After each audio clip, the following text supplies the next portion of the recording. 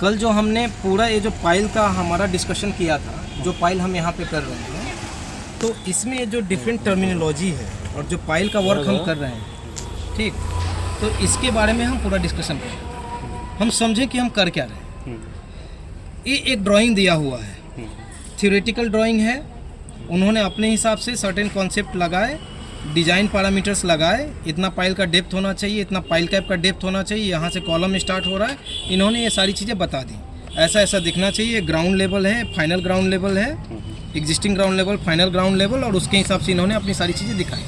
ठीक, अब जब ग्राउंड पे आते हैं तो अब एक काम हमारा होता है कि ये चीज़ हम करें तो कैसे करें। ठीक, सबसे पहले देखो कि ये जो है हमारा ओवरहेड टैंक का साइड प्लान, यानी ओवरहेड टैंक हम बना कहाँ करें। ठीक, तो साइड प्लान, ये रोड, दोनों तरफ से रोड दिखाया गया है, रोड से डिस्टेंस दिखाया गया है, यहाँ पे डिस्टेंस दिखाया गया है, यहाँ से एक गैप दिखाया गया है, पूरा एक डायमेंशन लिया गया है, उसके हिसाब से हमको एक लोकेशन पे पाइल करना है। ठीक, तो हमने क्या किया कि इन सारे डायमेंशंस को यूज करके जितने नंबर ऑफ पाइल्स चाहिए, नंबर ऑफ पाइल्स यहाँ पे दिखाए गए हैं कि कितने नंबर्स ऑफ पाइल चाहिए। आउटर सर्किल में पाइल्स हैं, फिर इनर सर्किल में पाइल है। ठीक, ये जो डार्क सर्किल दिख रहा है, एक कॉलम है, पाइल कैप के ऊपर कॉलम है, तो आउटर सर्किल में पाइल, इनर सर्किल में पाइल होगा। अब ये जो सर्किल है जहाँ जहाँ पे पाइल होगा, इसका लेआउट हम करेंगे इस साइड प्लान को देख करके। इस साइड प्लान को देख करके हमने क्या किया, ये सारे पॉइंट्स ग्राउंड पे मार्क किए और मार्क करके मतलब सर्किल ड्रॉ किया, और जगह जगह पे पेरीफेरी पे जो गैप होना चाहिए इतने नंबर से डिवाइड कर दिया। जगह जगह पे हमने क्या किया, छोटे छोटे जो रॉड होते हैं खूंटा बना करके वहाँ पे गाड़ दिया, और उसके ऊपर में सैंड का बस्ता रख दिया। ठीक, अब इसको मान लो कि हम नंबरिंग कर देंगे 1 2 3 4 5 दिस एंड दैट, इस तरह से करके हम पूरा नंबरिंग कर देंगे। अंदर वाला भी सर्किल हम नंबरिंग कर देंगे। ठीक, तो हमको पता चल जाएगा इसके बाद कि हम कौन सा पाइल कर रहे हैं, इसके बाद कौन सा पाइल होना है, इसके बाद कौन सा पाइल होना है। नंबर के हिसाब से पाइल को आइडेंटिफाई करेंगे। ये साइट में हमने लेआउट किया, नंबर किया और उसको आइडेंटिफाई कर लेंगे। अब आता है कि जब पाइल के कास्टिंग का जब मैटर आता है तो पॉइंट तक तो हम पहुँच गए। अब जब कास्टिंग करने के लिए जा रहे हैं तो हमें अब देखना क्या है कि भाई इसने एक फाइनल ग्राउंड लेवल लिया है और एक एग्जिस्टिंग ग्राउंड लेवल लिया है, तो ये अब हम क्या करें, कैसे इसको इंटरपोलेट करें। तो ये टोटल साइट का मैटर है। इनको साइट से कुछ डेटा दिया गया था उस समय, उसके हिसाब से इन्होंने अपना एक ड्राइंग बनाया है। ठीक, अभी इस साइट पे हमने क्या किया कि हमारे आसपास में एक एग्जिस्टिंग वाटर टैंक है। ठीक है, ओवरहेड टैंक है, तो इन्होंने ओवरहेड टैंक को जो फिनिश्ड ग्राउंड लेवल है उसको FGL पकड़ लिया। हाँ, उसको इन्होंने बेस को फिनिश ग्राउंड लेवल पकड़ा और उसका RL इन्होंने मान लिया कि 100 है। 100 का मतलब 100 मीटर। यहाँ पे जब भी हम 100 बोल रहे हैं तो ये 100 मीटर। ठीक, हाँ प्लस है, बहुत अच्छा ऑब्जर्वेशन है, प्लस है। ठीक, अब यहाँ पे हमने 100 मीटर प्लस में हमने RL इसको मान लिया। इसके बाद यहाँ पे इसी ड्राइंग में बता रहा है कि FGL और EGL के बीच में इन्होंने 300 mm का गैप लिया हुआ है। ठीक है, इन्होंने उस समय मान लिया था कि EGL और FGL के बीच में 300 का गैप है। ठीक, हमारा यहाँ पे कुछ और भी हो सकता है, लेकिन चूंकि इसी ड्राइंग को इन्होंने यहाँ पे लिखा और उसके हिसाब से बाकी सारी चीज़ें इन्होंने अपना कैलकुलेशन किया है, तो हम भी यहाँ पे मानते हैं कि ठीक है, मेरा जो भी एग्जिस्टिंग ग्राउंड लेवल है वो यहाँ से 300 डाउन होगा। ठीक, मतलब मैटर है कि हमारा जो भी ग्राउंड लेवल है उसका तो RL ही ना हमको लेना है। एक RL हमने लिया, अब वो RL 100 से 300 माइनस हो, लेकिन जो मेरा ज़मीन है वही उसका RL है। ठीक है, उसी के हिसाब से हम यहाँ पे RL EGL का हमने डिसाइड किया। मतलब बेस का 100 मान लिया और 300 एग्जिस्टिंग मान लिया। हाँ, 300 एग्जिस्टिंग मान लिया। अब ये जो 300 वहाँ से जो 300 था यहाँ पे हो सकता है कि ये EGL 300 की जगह 500 भी डाउन है, 300 की जगह पे 200 भी है, लेकिन चूंकि अब हम एक ले करके चल रहे हैं तो उसी के हिसाब से चलेंगे। पाइल सेम लेवल पे कास्टिंग होगी और सबका माथा सेम लेवल पे रहेगा। ठीक है, तो इसीलिए हम इसी को लेकर के चलेंगे। तो ये यहाँ से 300 आए तो हम EGL में आ गए। ईजीएल के बाद में ये बोल रहे हैं कि ईजीएल से 500 नीचे पाइल कैप का टॉप है, पाइल कैप का टॉप है। ठीक, इसके बाद इन्होंने पाइल कैप का डेप्थ बताया है 1200। ठीक, तो यहाँ पे तुम आए तो ईजीएल का भी आरएल तुम निकाल सकते हो, इसका भी आरएल निकाल सकते हो 100.00 माइनस, हाँ ठीक है 99.700 ये आ गया। अब इसके बाद यहाँ से 500 नीचे है पाइल कैप का टॉप, पाइल कैप टॉप कितना आया 99.200। ठीक, पाइल कैप के टॉप से 1200 नीचे में ये आकर के जो हमारा पाइल है ये कट जाता है। पाइल बेसिकली इसके अंदर जाएगा 75 mm और अंदर घुसेगा, लेकिन इसका जो पाइल कैप का बेस होता है इसको बोलते हैं भाई कट ऑफ लेवल। बेसिकली ये हो अंदर वाला थ्योरेटिकल जो होना चाहिए, लेकिन अभी तुम मान लो कि ये जो हमारा कट ऑफ लेवल है जहाँ पे एज पर ड्राइंग वो कट ऑफ लेवल हो गया। मतलब एज पर ड्राइंग, ड्राइंग में इसने क्या किया कि पाइल को यहीं पे कट कर दिया। ठीक है, पाइल को अंदर में घुसाया नहीं, पाइल जबकि 75 mm अंदर घुसना चाहिए था लेकिन नहीं घुसाया, क्योंकि 75 mm अंदर घुसने से बाकी रेनफोर्समेंट बाइंडिंग और इन सारी चीज़ों में अपना जो उसको दिक्कत आने के चांसेस थे या जो भी बाय डिफ़ॉल्ट यहाँ पर भी इसने कोई रेनफोर्समेंट दिखाया नहीं है। यानी पाइल के अंदर से कोई पाइल कैप का रेनफोर्समेंट अंदर से जा नहीं रहा है, लेकिन यहाँ पे 75 इसको अंदर भी नहीं लेगा। ठीक है, लेकिन एज पर कोड IS 2911 ये 75 mm अंदर जाना चाहिए था, तो कट ऑफ लेवल यहाँ पे होता। कट ऑफ का मतलब जहाँ पे तुम पाइल का हेड चॉप कर दो, काट दो। अभी एज पर ड्राइंग हमारा कट ऑफ लेवल है 9800। क्यों? क्योंकि हमने यहाँ से ये सबको माइनस किया, 100 में से 300, 500, 800 और 800 1200, तो 2 मीटर, तो 2 मीटर माइनस किया तो 98.00 ये हो गया हमारा पाइल का कट ऑफ लेवल। ठीक, कट ऑफ लेवल टर्मिनोलॉजी है जहाँ पे पाइल का हम हेड चॉप कर देते हैं। ठीक, इसके बाद में यहाँ से डायरेक्टली 17 मीटर डेप्थ तक पाइल जा रहा है। 17 मीटर डेप्थ पे पाइल जा करके हमारा टर्मिनेट हो जाता है, यानी ख़त्म हो जाता है। इसको बोलते हैं फाउंडिंग लेवल, यानी जहाँ पे पाइल का फाउंडेशन फाइनली रेस्ट कर रहा है मेरा।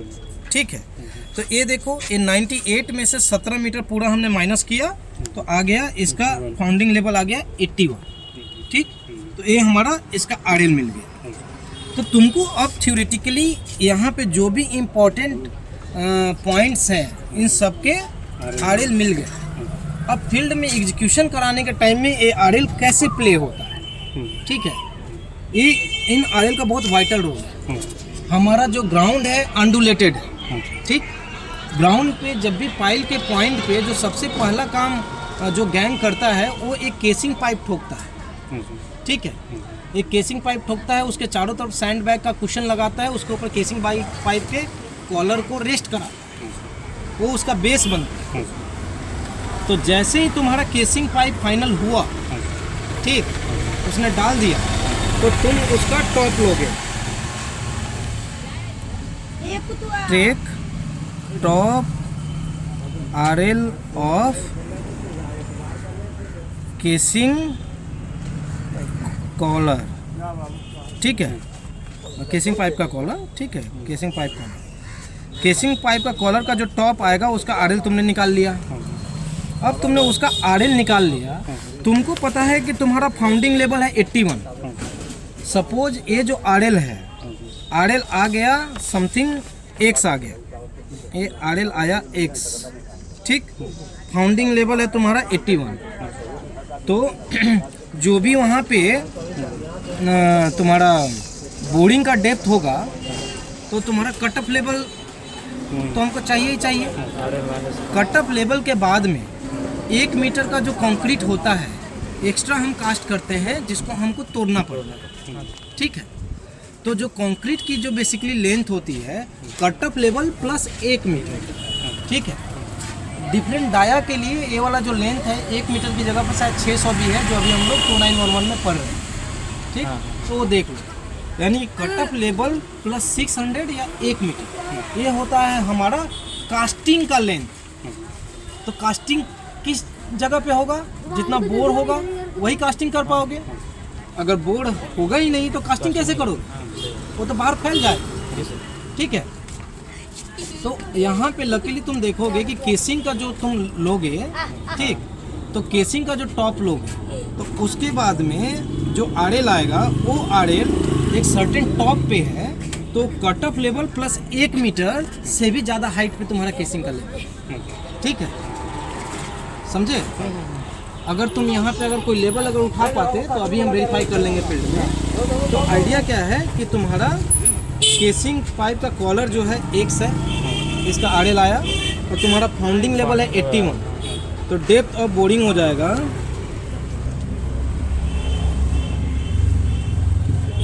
Casing minus founding level x minus 81। ठीक है, ये तुम्हारा डेप्थ ऑफ बोरिंग है, क्योंकि केसिंग के ऊपर तो तुम बोरिंग कर नहीं पा रहे हो। जो भी बोरिंग हो रहा है वो तुम्हारा केसिंग के नीचे ही हो रहा है, और नीचे होकर के कहाँ तक होना है, 81 तक होना है। लेकिन आइडियली जब हम बोरिंग करते हैं तो एग्जैक्टली नेक टू नेक जाकर के कोई टर्मिनेट नहीं करता। तो ये जो 81 जो हुआ, इसके अलावा 100 प्लस 100 या 200 mm एक्स्ट्रा ये आया मीटर में। 100 या 200 mm एक्स्ट्रा लोग बोरिंग करते हैं। ठीक है, कि समहाउ बोर कॉलेप्स किया, कुछ भी किया तो मेरा केज ऊपर न रह जाए, हम वॉश करके भले उसको निकाल लेंगे। ठीक है, ये मार्जिन रखते हैं। 100 से 200 mm जनरली एक्स्ट्रा ये बोरिंग करते हैं। तो तुम्हारा डेप्थ ऑफ बोरिंग निकल गया x माइनस 8 प्लस 200, मतलब थ्योरेटिकल तुम्हारा ये निकलेगा x माइनस 81, इतना डेप्थ ऑफ बोरिंग आया। अब तुमको देखना है कि ये जो डेप्थ ऑफ बोरिंग है तुम्हारे कास्टिंग लेंथ से कम है या ज़्यादा है। तुम्हारा कास्टिंग लेंथ कितना होना चाहिए, कास्टिंग लेंथ कितना होना चाहिए। ये जो तुम्हारा 17 मीटर का जो पाइल है, 17 मीटर प्लस 600 या 1 मीटर और 600 या 1 मीटर। ठीक है, एज पर डाया हम 1 मीटर मान करके चलते हैं। तो लेंथ ऑफ कास्टिंग होना चाहिए। हाँ बोलो, क्या बोलना चाहते हो। नहीं वही बोलना 18 लेंथ ऑफ कास्टिंग यहाँ से यहाँ 17 मीटर हुआ, और इसके बाद 1 मीटर जो एक्स्ट्रा हम तोड़ेंगे, ठीक है, वो 1 मीटर एक्स्ट्रा कास्टिंग करते हैं लैटिस कंक्रीट को हटाने के लिए। तो यहाँ पे हमारा कास्टिंग का लेंथ होगा 18 मीटर का। ठीक, अब तुमको देखना होगा कि depth of boring should be greater than 18, इतना होना ही चाहिए। डेप्थ ऑफ बोरिंग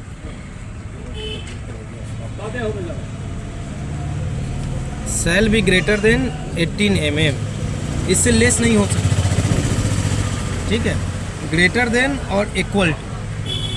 ठीक है, ये लेस देन नहीं हो सकता।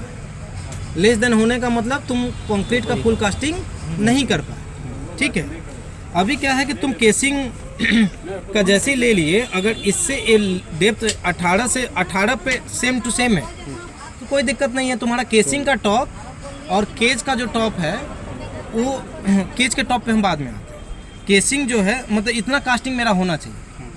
अगर ये जो डेप्थ का और बोरिंग है उससे ज़्यादा है तो ज़्यादा है तो कोई बात नहीं, हम कास्टिंग उतना ओवरफ्लो हम नहीं करेंगे। अगर directly same to same match कर गया तो हम केसिंग के टॉप तक हम ला करके उसको बोरिंग को ख़त्म कर दें। यानी केसिंग के टॉप तक आकर के कंक्रीट दिख गया, लैटेंस कंक्रीट आने लगा तो हम समझ गए कि आप बोरिंग को टर्मिनेट कर दो। ठीक, अब तुम्हारा क्वेश्चन आ रहा होगा कि फिर ये तो बोरिंग की बात हो गई, हमारा जो केज का जो लेंथ है वो तो उससे ज़्यादा है। ठीक, तो ज़्यादा है तो रॉड ऊपर गया कि नीचे गया ये कैसे पता लगेगा। ठीक, यही क्वेश्चन है ना तुम्हारा। ठीक है, तो देखो हमारा हम देखते हैं कि जो कट ऑफ लेवल है हमारा, कट ऑफ लेवल के बाद में हमारा 1400 ऐड हो रहा है एक्स्ट्रा केज का लेंथ। तो केज का जो टॉप बार है उसका आरएल तुमको पता है, केज का जो बार का जो टॉप है ये पता है। ठीक है, तो top RL of cage, top RL